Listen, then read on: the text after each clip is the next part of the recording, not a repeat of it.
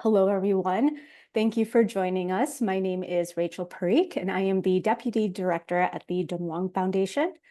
Tonight, we are kicking off our fall online lecture series, Curating the Silk Roads. This six-part series features 7 esteemed curators from U.S. museums that will share their expertise and experience with Silk Road studies. Their topics not only range geographically, chronologically, and culturally, but they also explore a variety of curatorial aspects. Some will share past, current, or upcoming exhibitions that they're working on or have worked on. Some will share some exciting developments that they're making to their permanent galleries. And some, like tonight's speaker, will share their scholarly research. And with that, please allow me to introduce to you our speaker this evening, who starts off our series on a sparkly note, Dr. Courtney Ann Stewart. Dr. Stewart is a senior research associate for the Department of Islamic Art at the Metropolitan Museum of Art in New York. She's also a visiting professor at the Bard Graduate Center, also located in New York City. Dr. Stewart has served as a consultant for the Aga Khan Museum in Toronto, and she has also taught Islamic art history at the University of Toronto and New York University. She's a certified gemologist and received her PhD in Islamic art history from the Bard Graduate Center, and just recently successfully defended her PhD. So many congrats, Dr. Stewart. Her research focuses on the history of jewelry and gemstones. Her lecture tonight is entitled A Cut Above, Diamond Faceting at the Mughal Courts of India in the 16th and 17th centuries. Dr. Stewart, thank you so much for speaking to us tonight. Thank you, Rachel, so much for that wonderful introduction. And thank you all to the audience for being here today. I am very grateful to the Dunhuang Foundation for this invitation to speak on the topic of Mughal diamonds, which is something that I've been thinking about for a few years now and was the subject of my dissertation, as Rachel mentioned. Much of my research in general focuses on the contributions of Middle Eastern and Indian sources to gemological and lapidary history, as these tend to get overlooked in the Eurocentric narratives on this topic. In studying this material, I've noticed that for centuries, scholars and travelers have made pretty reductionist comments about the shape and form of diamonds that were cut in India, and these do not sufficiently credit the original novel contributions of scientists and craftsmen from these regions. In many cases, diamonds faceted in the Mughal period are heavily critiqued as lumpy or primitive, generally inferior to those that were faceted in Europe. But what I'd like to do tonight is provide another way of looking at this material. By the end of this talk, I hope I'll have convinced you that Mughal diamond cutters in the 17th century created truly innovative forms that not only reveal a deep knowledge of diamond's crystal structure and optical properties, but also symbolically reference the imperial image of the emperor. In addition, we will trace the recursive movement of people and knowledge, as well as rough and faceted diamond specimens that moved back and forth between Europe, the Middle East, and India for centuries. This will reveal to us how both European as well as Indian preferences and knowledge were critical for the development of the diamond cutting industry as we know it today. So let's start with a bit of history before we get to the Mughal period. The world's most significant source of diamonds until the 18th century was India. In around 1720, diamonds were discovered in Brazil and in the 19th century in South Africa, but before then, diamonds basically came from India. The most common crystal habit for diamonds is an octahedron, like the shape that you see at upper left on this slide. In antiquity, in India, diamonds were preferred in this natural shape, and this choice to leave diamonds uncut, this was not due to a lack of knowledge or tools in gem cutting, but rather was a distinct decision to preserve the weight of this most precious stone. Early texts and surviving objects from the Indian subcontinent reveal much about the preference and value of diamonds in antiquity. The earliest text to describe the importance of diamonds is the Arthashastra, which was written probably sometime between the 4th century BCE and the 1st century CE. In this text, the geographical origins of diamonds are discussed, along with its various colors, and most importantly, the preferred shape. In the Arthashastra, the author describes how diamonds were most appreciated when large, symmetrical, and free of inclusions in their natural form. The author writes, a diamond that is plump, heavy, resistant to impact, with symmetrical points, able to mark a vessel, and sparkling bright is superior. One with missing tips, without edges, and with a defective side is inferior.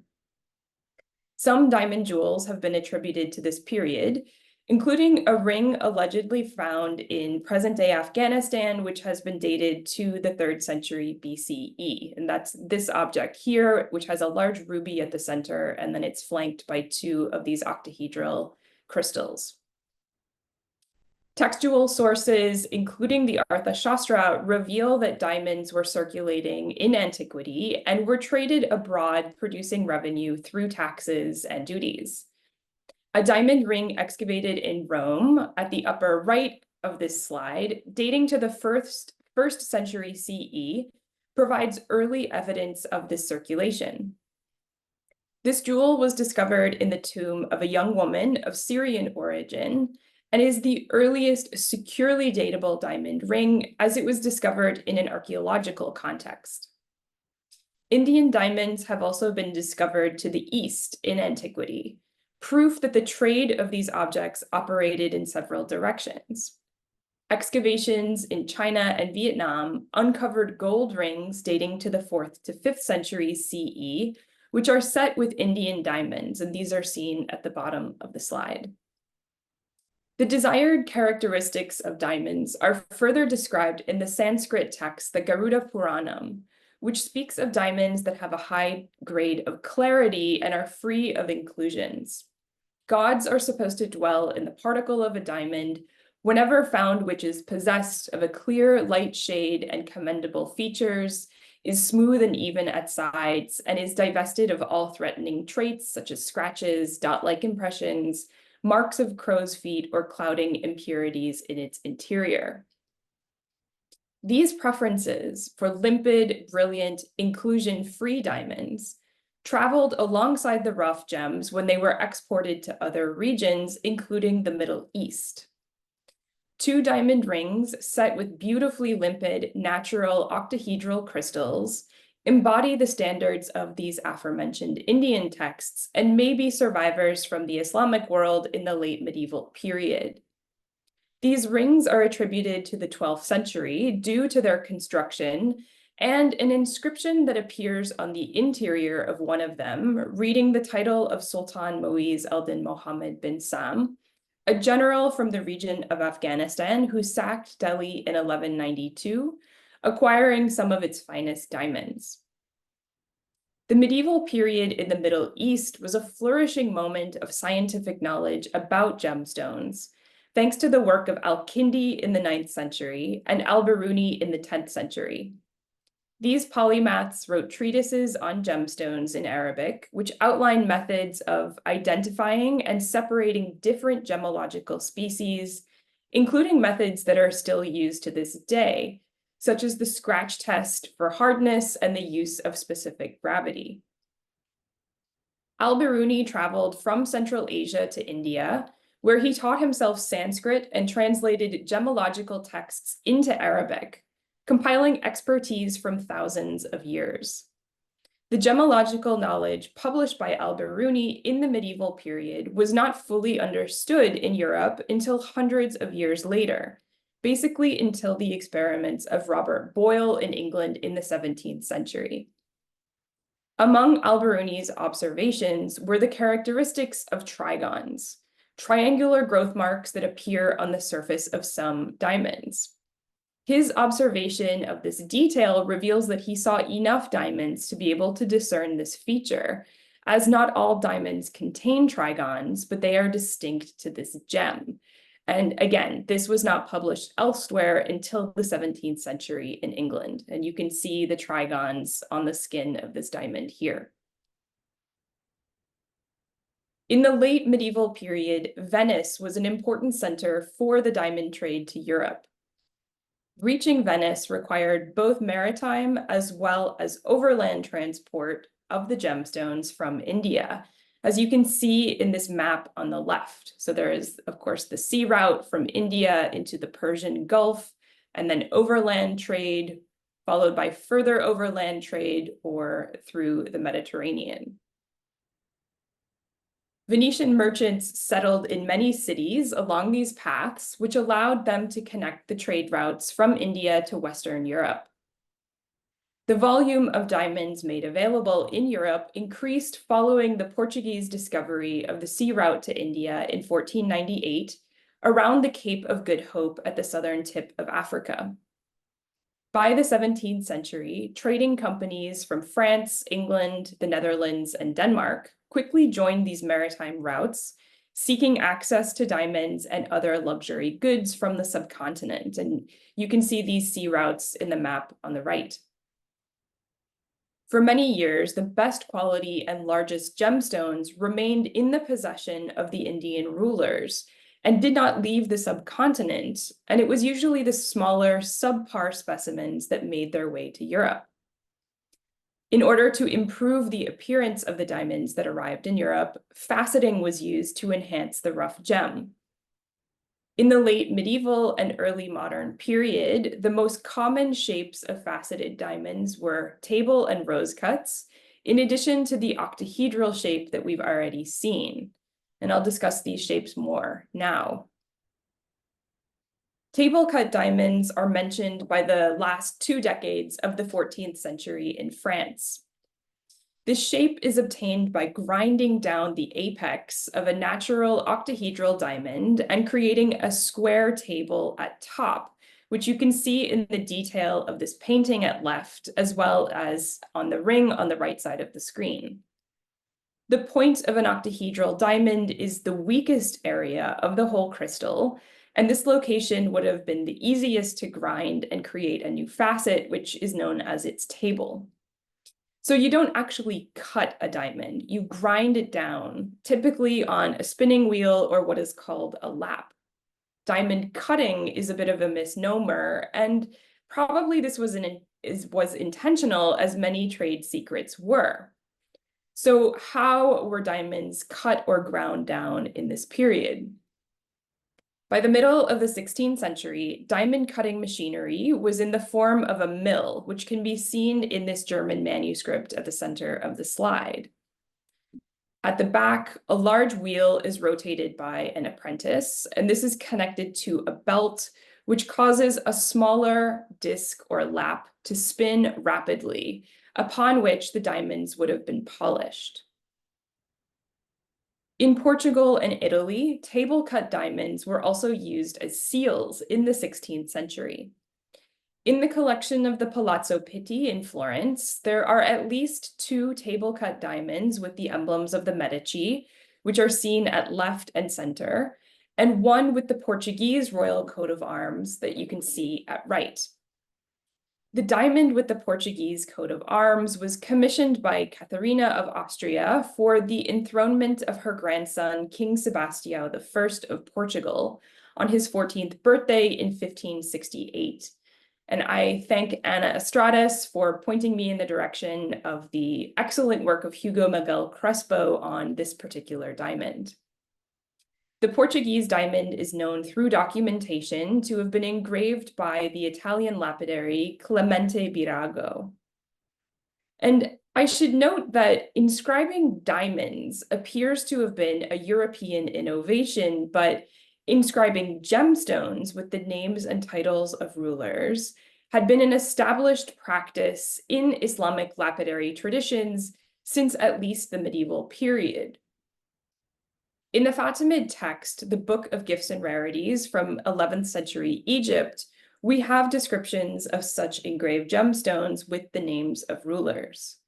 And material evidence supports this too. This spinel on the right side of the screen from the Al-Sabah collection contains a 15th century inscription of the Central Asian ruler Ulugh Beg. And we also know of other examples from the same period in Iran through written accounts. Interestingly, references to inscribed Islamic gems in Central Asia appear in Italian sources. And so it's very possible that information about engraving gemstones traveled westward from the Islamic world to the lapidaries of Europe, where this practice may have been adopted and used here on diamonds. Nonetheless, inscribing on a diamond, the hardest mineral, seems to have been a European innovation, though perhaps modified from this earlier Islamic practice of inscribed spinels and rubies.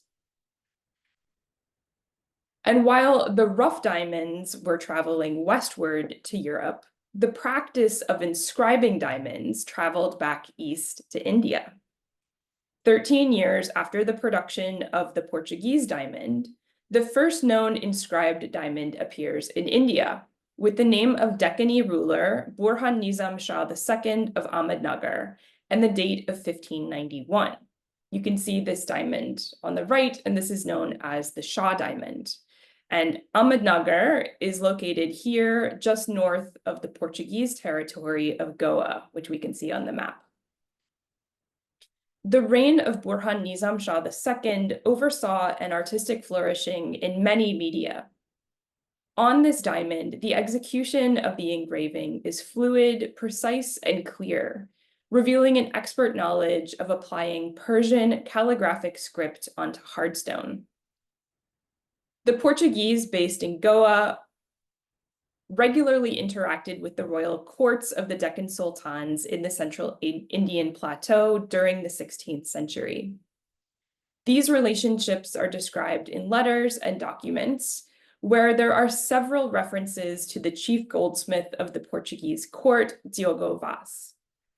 Vaz oversaw the creation of the Portuguese diamond seen here, but he also traveled to and worked in India directly. Perhaps it was Vaz himself or one of the jewelers who traveled alongside him who brought the practice of engraving diamonds to lapidaries in India who adopted this technique. And as we will see in a moment, throughout the 17th century, there are several examples of engraved diamonds from the Mughal courts. In Europe, in the 16th century, a new form of diamond begins to appear, and this is known as the rose cut. The rose cut is characterized by a flat bottom and a domed top, which is covered in small triangular-shaped facets. The rise of the rose cut can be attributed to the necessity of improving upon the rough material that was available, which was typically irregular and not in an octahedral shape, and therefore could not easily be converted to a table-cut stone. Merchants and dealers found that the appearance of the available small and included diamonds could be improved by adding a series of facets on the surface of a gem, which caused light return and sparkle. Illustrations from various manuscripts in the 17th century reveal that diamond mills were becoming more compact and better able to harness the manual power that was required to make them run.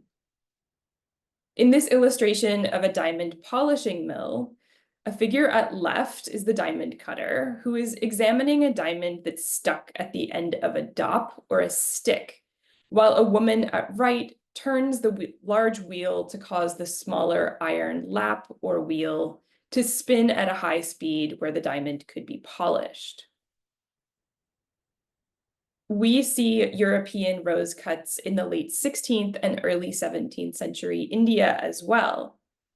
A book of jewels, or Jawahirnama, from the period of Babur, the first Mughal emperor in the 16th century, states the preference for faceted gemstones in this period.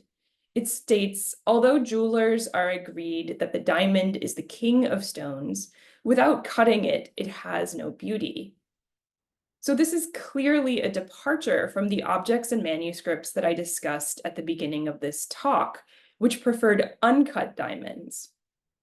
This quote from the Jawahirnama indicates that diamond faceting was already preferred in the first quarter of the 16th century when this text was written.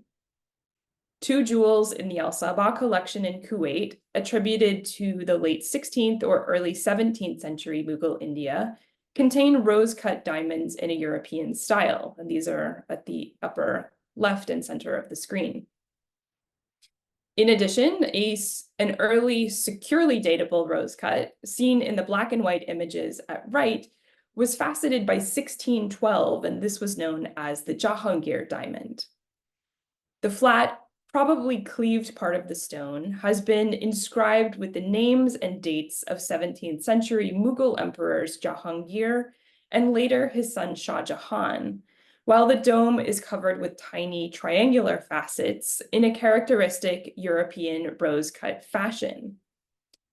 Due to the delicate nature of inscribing on the surface of a diamond, the triangular facets were most likely first shaped onto the stone by a European lapidary before the inscription was added by a skilled engraver and calligrapher trained in Indian inscribing traditions. The Jawahirnama goes on to reveal more about the production of these diamonds in the 16th century, stating there are none in the habitable world other than the Europeans who have a skill in the cutting of diamonds. That people know the art well. For example, one can buy in India a piece of diamond at 4 carats weight at 4 florins a carat. When it falls back into the hands of a European cutter and he carves it, and it is afterwards brought back to India, it is possible that it will be bought at 15 florins a carat. So this passage tells us directly that diamonds in this period originated in India and then were sent to Europe for faceting and then brought back again to India for sale. This long journey of diamonds back and forth across the Indian Ocean is yet another example of this complex recursive movement of gems and knowledge between India and Europe. And of course, people also traveled alongside the gems, transporting ideas and technology related to diamond science and gemology, including faceting techniques and styles, as we've already seen. At left and center are Mughal and Deccani paintings depicting Europeans who visited or inhabited India in the early 17th century. In addition to the faceted gems that we know were imported into India, they were also produced on the subcontinent by European lapidaries who were employed at the Mughal court. Records indicate that there were several European gem and jewelry specialists active in India at this time, including English, Flemish, French, and Italian, as well as Portuguese. An inventory written in Goa by a Portuguese lapidary in the 1620s includes descriptions of large amounts of new rose cuts being produced locally, indicating that by Jahangir's reign between 1605 and 1627, rose cuts were being produced in India.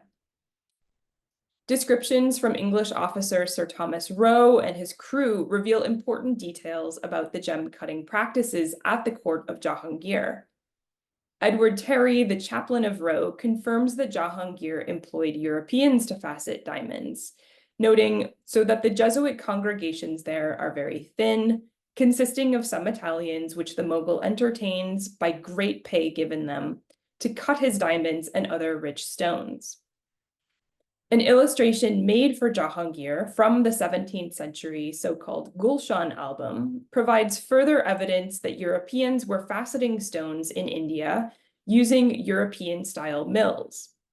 This painting is the earliest illustration of diamond cutting in India, and it depicts a European lapidary at left who's identifiable by his hat and garments, and he's faceting a stone on a lap that is being manually powered by the figure at right in local Mughal Indian attire. The mill is depicted with a great deal of accuracy and detail, and is very similar to the European example that we discussed a moment ago.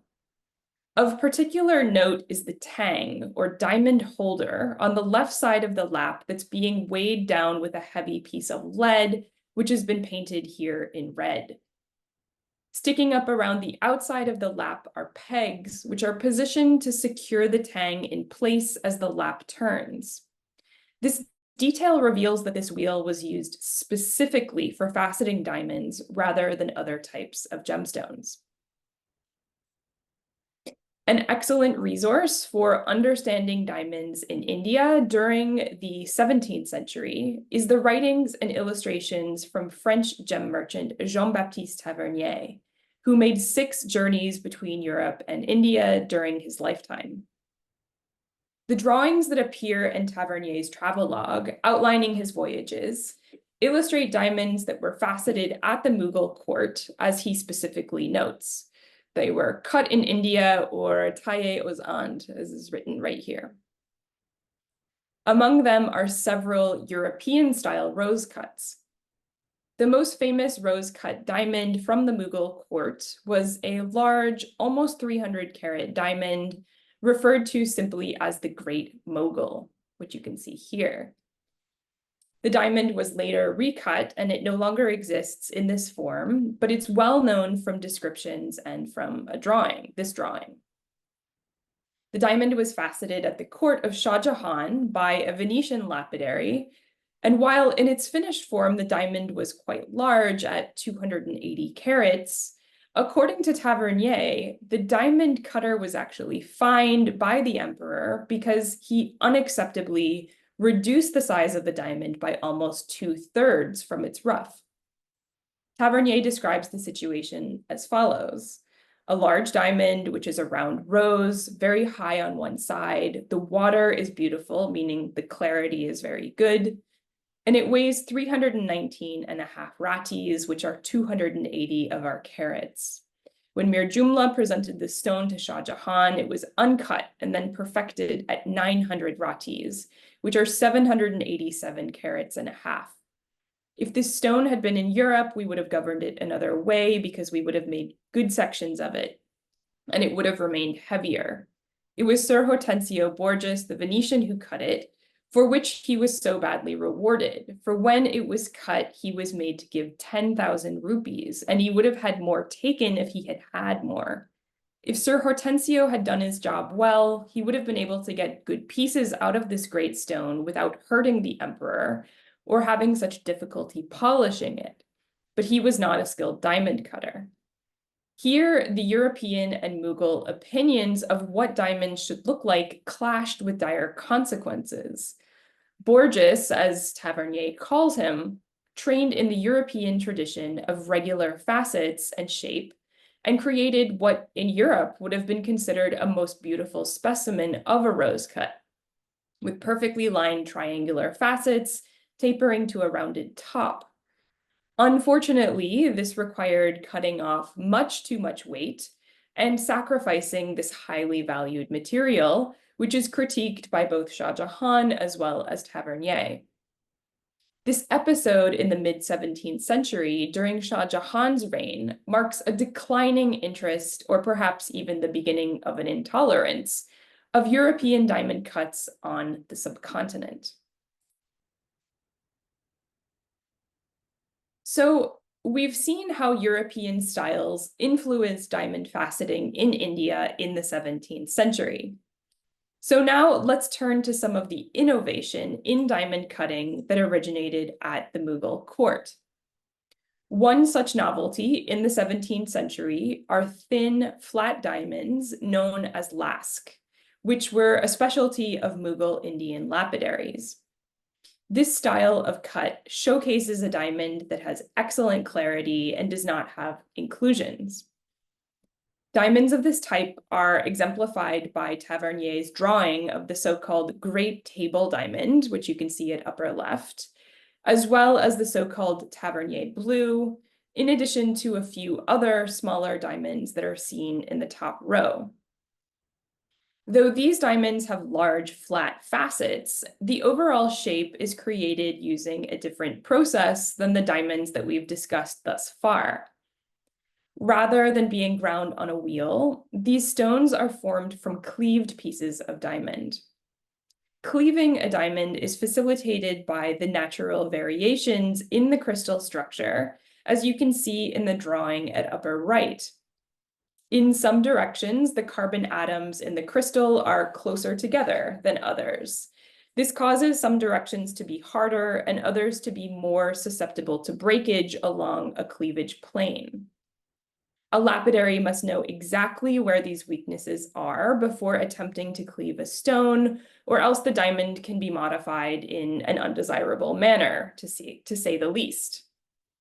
If the lapidary is skilled, however, cleaving can produce a clear and flat lasque diamond like these examples.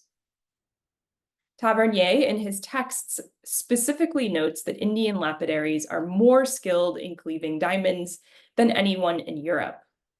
He states, "For when miners see a stone in which the flaw is of some size, they immediately cleave it, that is to say, split it, at which they are much more accomplished than we are. They call these stones thin, which makes a great show."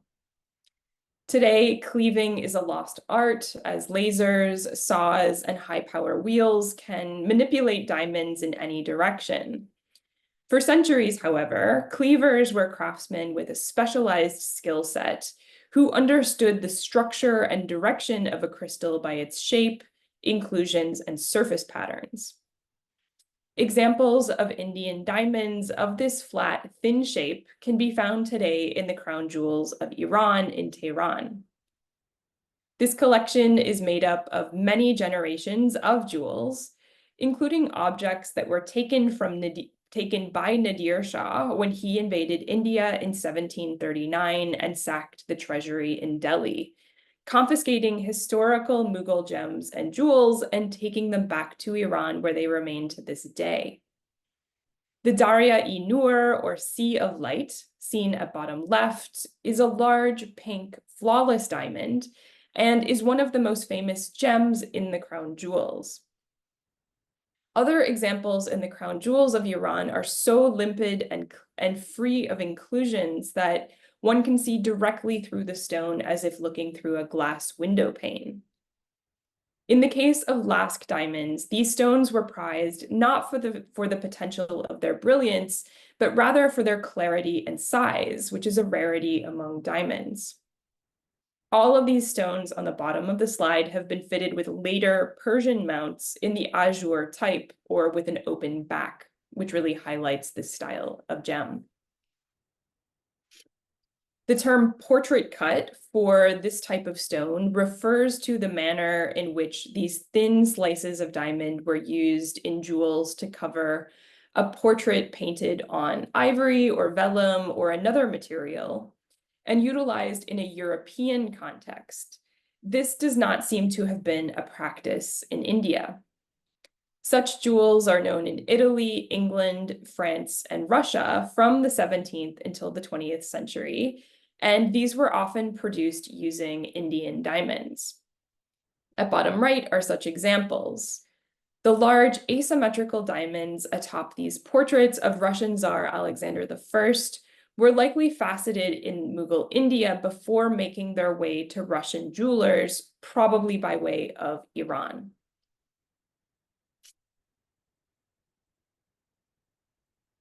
Perhaps the most well-known style of diamonds to arise in the Mughal period are large, faceted, dome-shaped diamonds, which are generally referred to as Mughal or Mughal cuts. These were crafted by Indian lapidaries and are characterized by a round or elongated table on the top of the gem, surrounded by a crown of facets, which slope down to a flat bottom or a lightly faceted base or pavilion. Generally, scholars have dismissed the Mughal cut as merely a modified rose cut or a combination of a rose cut and a table cut diamond. But I argue that this innovative shape is instead evidence of the cutter's deep knowledge of diamond's refractive and brilliant potential, and is a significant contribution to diamond faceting history. This form reflects and refracts light better than any diamond cut before it. exploiting the unique, highly refractive optical properties of diamonds that we value so much to this day. In my dissertation, I argued that these types of diamonds could more accurately be termed Mughal brilliant cuts due to their characteristic brilliance, and I will refer to them as such for the remainder of the presentation. The round or oval facet on the top of the stone is a fundamental feature of this type, as rose cuts have triangular facets with no table, and the table in table cuts is a square. Paintings of the Mughal emperors at top left show them wearing what appears to be this type of diamond. At upper left, Jahangir's pendant diamond, seen here, appears to have a halo of facets surrounding the table in a classic Mughal brilliance style. In the case of Shah Jahan's pendant, light seems to reflect off the central table and be darker in the facets around the perimeter. An unpublished glass model of a Mughal brilliant cut diamond, seen here, is a key object in establishing the timeline of diamond faceting in India. This inscribed gem, sometimes known as the Jahangir Shah diamond, gives the date of 1619 and the titles of Jahangir and then later his son Shah Jahan. The diamond itself was recut in the late 19th century, and its original Mughal shape survives only in the form of glass models, which are in the Natural History Museum in London. The most notable and significant element of this diamond is the oval facet on the top of the stone, the location where the museum has inscribed the accession number. The inscriptions themselves with Jahangir's title and dates are actually on the far side of the stone, and you can see them sort of reflected here. The inscribed date on this diamond reveals to us that round tables on diamonds were in place by Jahangir's reign, which is further confirmed by the portrait at far left. Though not as securely datable, the most famous diamond of the Mughal brilliant form is the stone known as the Koh-i-Noor, meaning mountain of light. The original, probably 17th century cut of the Koh-i-Noor diamond is an excellent example of the facet-rich cutting style that was practiced in India.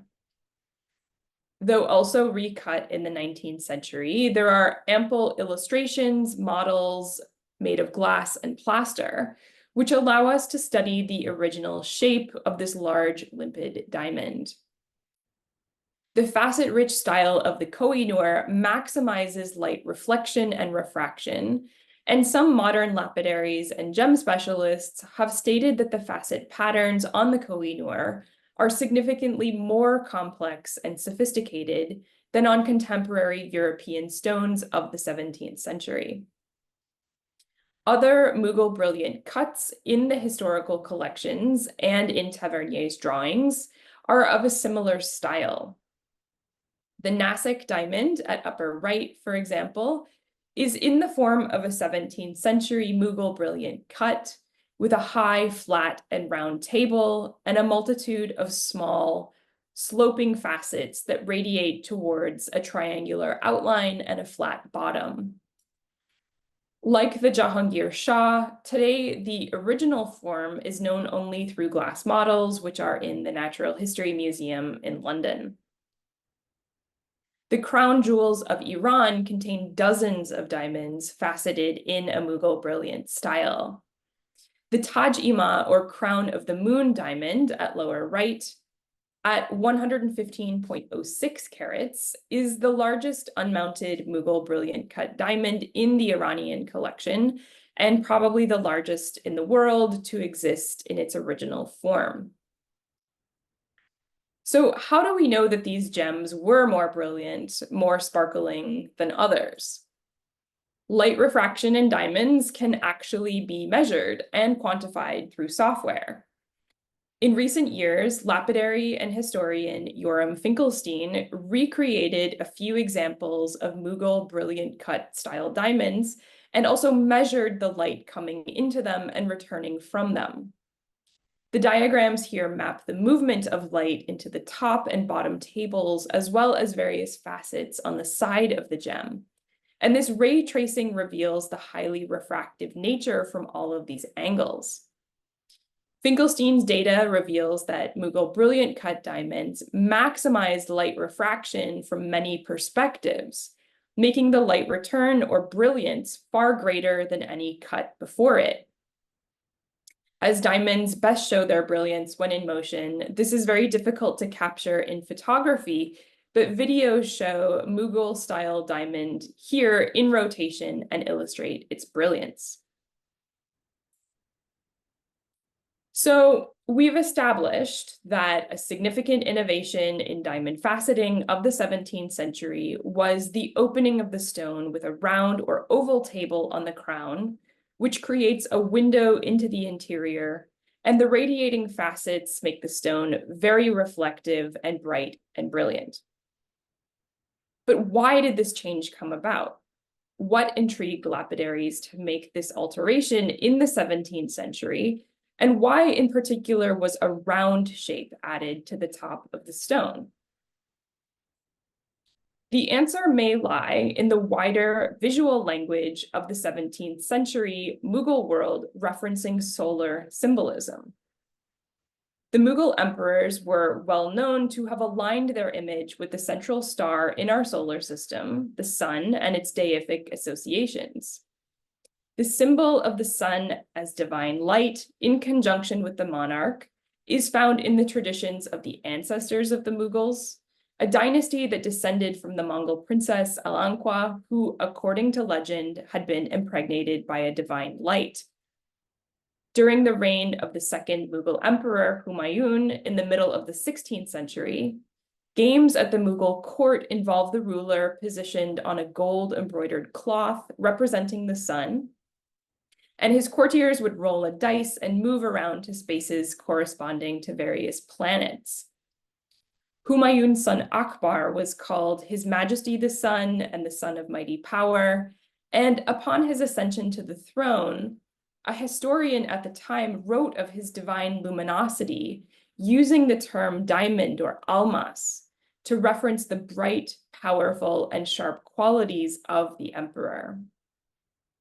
Importantly, one of the best-known rituals of the Mughal court to celebrate the connection of the emperor to the sun was the ceremony known as the ceremony of the darshan, a Sanskrit term meaning sight or beholding, in which the emperor appeared to the public at the Jaroka window at sunrise, revealing himself to the people. The ceremony was derived from Hindu traditions, wherein the presentation of a monarch with the rising sun was intended to provide auspicious blessings to the audience.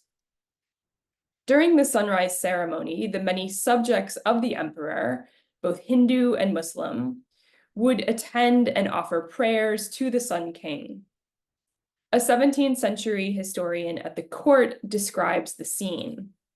The object of the institution of this mode of audience, which originated with the late Emperor Akbar, was to enable His Majesty's subjects to witness the simultaneous appearance of the sky-adorning sun and the world-conquering emperor, and thereby receive without any obstacle or hindrance the blessing of both luminaries. With the light of the sun rising simultaneously with the appearance of the emperor, the image and perception of the sovereign was unequivocally tied to its light and power. The Jaroka Darshan ceremony carried on into the 17th century as successive emperors continued to align their image with divine light. Jahangir, the son of Akbar, gave himself the honorific title Nur al-Din, or the Light of the Faith, and the solar motif can be found in his official portraiture in the form of a halo surrounding the imperial head. The use of halos in early 17th century Mughal painting evokes ancient Buddhist art, but was more directly influenced by the presence of Christian iconography that was circulating at the court. Paintings of biblical scenes in the form of European prints and drawings were brought as gifts to the emperor by ambassadors and members of the various trading companies who were setting up factories in India. The double portrait in the Minto album features at top a haloed Emperor Jahangir at the Jaroka window, and at bottom a painting of Christ on the cross, or sorry, Christ carrying the cross. The painter Hashim, in his depiction of Jahangir at top, made the distinct choice to give a bright and obvious halo and the powerful solar and kingly associations to the emperor, while at bottom, Christ's dim halo pales in comparison. Many depictions of Jahangir seated at the Jaroka window, as well as in other contexts, include a solar halo, and furthermore, portraits of his son Shah Jahan also typically include this feature, as you can see in the images at left. In this image at bottom of Shah Jahan, a radiating rainbow halo appears to me akin to those visible in the spectral hues or the fire of a faceted diamond. So to conclude, the major innovation of the Mughal brilliant cut is the introduction of the round table on the top of the gem, which was not used anywhere in the world before the 17th century India. This achievement opens up the stone in new ways, creating a window into the interior of the gem, and the multitude of radiating facets in a halo surrounding the table maximizes the light return, creating brilliance. I have argued that the choice of the round table by lapidaries may allude to the presence of solar iconography used in ritual and painting at the Mughal court in the 16th and 17th centuries. The innovation of this shape would not have been possible without the introduction of diamond faceting mills brought by Europeans to India, one event of many during centuries of bilateral exchange. Europeans benefited from the scientific gemological knowledge and connoisseurship from India and the Middle East, while Indian craftsmen were exposed to the faceting technology and styles popular in Europe. This mutual synergistic exchange was critical for refinement and novelty in faceted diamond shapes. And this is significant in the longer history of diamond faceting styles, as Mughal brilliants can be seen as a precursor to all brilliant cut diamonds, the shape which is today the industry standard.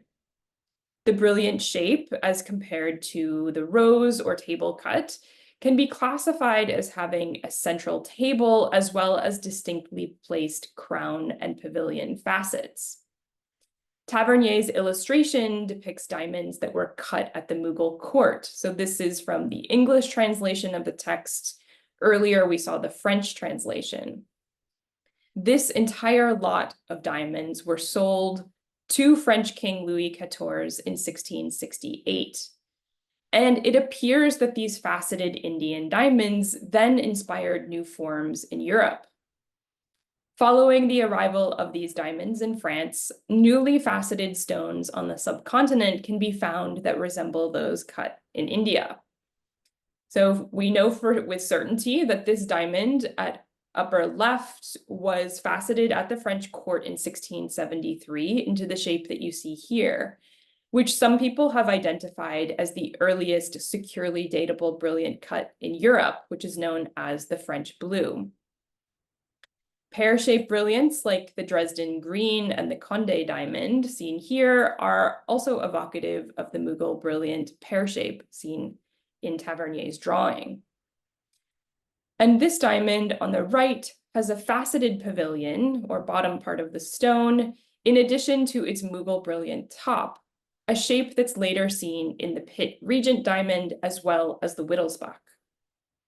These examples are some of the most famous diamonds in European history, and the gems themselves originated in India, and their forms are certainly drawing on those fabricated at the Mughal courts. Thank you. Courtney, thank you so much for such a fascinating talk. it was brilliant, and I had to include a pun somewhere. I want to give people a chance to ask some questions, and if you do have a question, please pop it into the Q&A that's down below on the screen, because unfortunately we cannot see any hands raised. So if you can do that, that would be fantastic.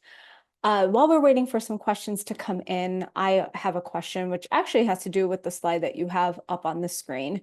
Mhm. So I think it's a two-part question. One is that I know that a lot of colored diamonds come from India, and I was curious to know what was the Mughal reception of colored diamonds, and did they have any significance at court, or was it just the clear diamonds that they held to a greater esteem? Great question. And yeah, it's such an interesting point, and I've been thinking about this too. It seems that even in the Mughal period, the preference existed for the colorless stones. Some of the ancient texts that I mentioned and others that I didn't mention describe the different colors that existed. And interestingly, they list them as akin to the caste system. So the best colorless stones are the Brahmin caste, and then the different colors, there are usually four colors that are listed that are associated with the other castes as well. So it's always the white stones that are appreciated. And in Jahangir's autobiography, the Jahangir Nama or the Tuzuki Jahangiri, he describes a diamond that is blue, and he says it's the color of a sapphire, and that he also states that it had his name inscribed in it. And today you can just imagine how valuable that stone would be, because blue diamonds are at the very top of the market. Basically, I mean, you can't do better than a blue diamond if you were going to buy one today, but and especially one with an inscription like that. But Jahangir says, it was a nice blue diamond that I had, but it's only worth such and such an amount. And if it had been a colorless diamond, it would have been worth significantly more.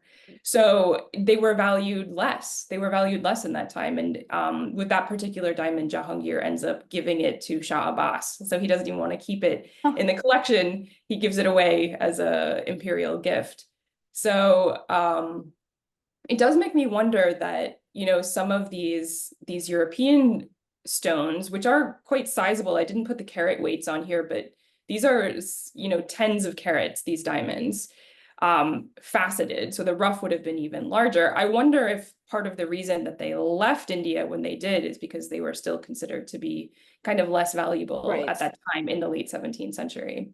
So yeah, it was really the colorless ones that were considered to be the best. The colorless and free of inclusions, which is still really what's valued today. Right, right. My other quick question is that you actually just mentioned it. Jahangir described his blue diamond looking like a sapphire. Is there a way to tell the difference between a blue diamond and a sapphire? Great. Yeah, very good question. So I mentioned in the beginning Al-Biruni, who was Central Asian polymath, if you like. He was an incredible gemologist, but that wasn't the only thing that he did. Mhm. And he served at the Ghaznavid court in Afghanistan, and then traveled with his patron Mahmud of Ghazni to India, where he learned Sanskrit and had direct exposure to many of the texts that I discussed, as well as like clearly having conversations with people on the ground. And from this direct interaction with lapidaries and specialists in India, he accumulates a great deal of knowledge about gemology and compiles it into a text. And what he describes is, for the first time in history, is the use of specific gravity to tell the difference between stones.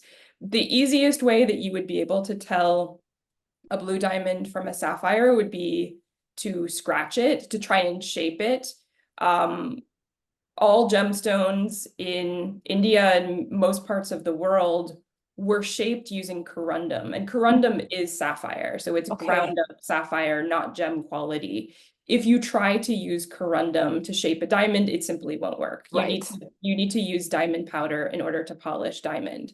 So they would have known through the physical manipulation of the surface, but in order to use the scratch test, you're gonna ruin the stone a little bit. So Al-Biruni had come up with this method of using specific gravity so that you don't have to make this intervention into the stone. And in the Aina Akbari, the text that describes the Emperor Akbar's reign in the second half of the 16th century, there are also lists of the specific gravity being used for gemstones and metals at the Mughal court as well.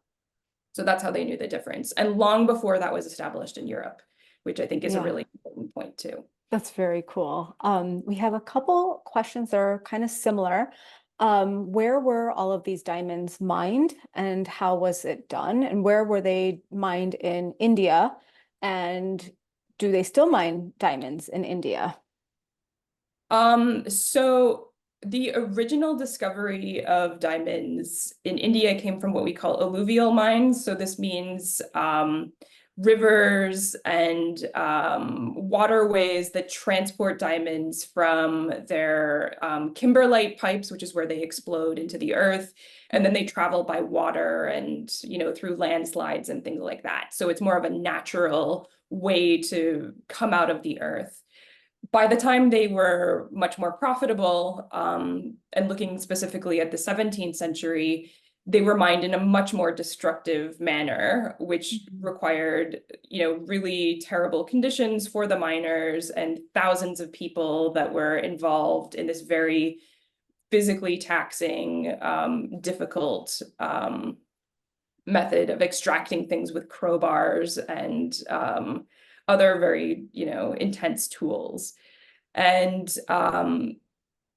those descriptions are primarily from Golconda, which is in the Deccan.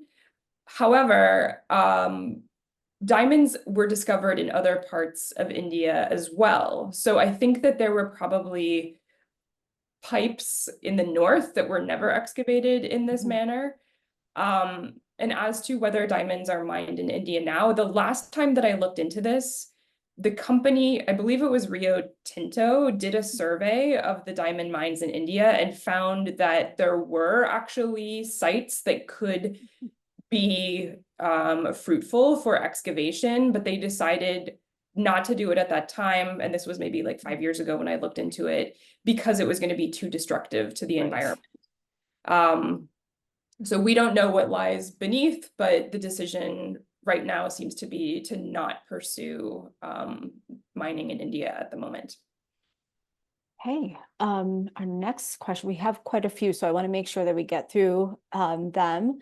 The next question is, were emeralds also inscribed at the Mughal court, or was that in a later period than the inscribed spinels and rubies? Yes, that's an excellent observation. Emeralds were certainly also inscribed at the Mughal court, and as far as I know, it really was during the same period. I think that there